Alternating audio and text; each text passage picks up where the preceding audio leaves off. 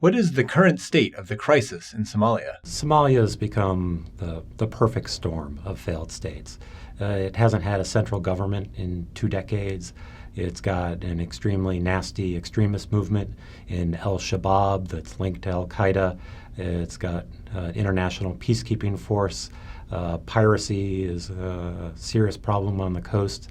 And to top it all off, in addition to the severe and profound instability and lack of governance that has racked the country, it is now facing the worst famine the world has seen in 2 decades. How has the international community failed Somalia? The international community has never gotten it right in terms of intervening in Somalia.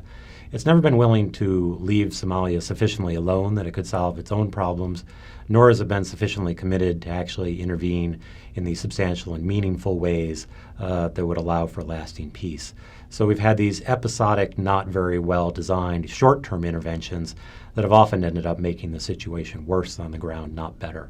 And that's inflicted a terrible cost on not only the people of Somalia, but on Western taxpayers. That we've spent close to $55 billion as a world in dealing with Somalia over the last 2 decades.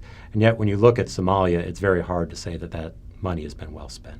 What lessons can be learned to prevent future failed states? I think the lesson is that, and there are several, that you have to intervene early and try to get it right before these things get out of the box. A place like Somalia, nobody would have had any idea that we would have spent so much in blood and treasure over the years from what was happening in 1988 or 1989. Once it starts, it's very hard to stop. I think the other lesson is that it takes a concerted, clear effort to reach a political and diplomatic solution. That peacekeepers, armed interventions, weapons transfers are not the solution. Those are quick fixes. Those are tactical approaches, not strategic ones. We need to do the hard, laborious work of building peace and nurturing peace at the ground level and make that work, or else we risk not only Somalia continuing, but new Somalias appearing next year and beyond.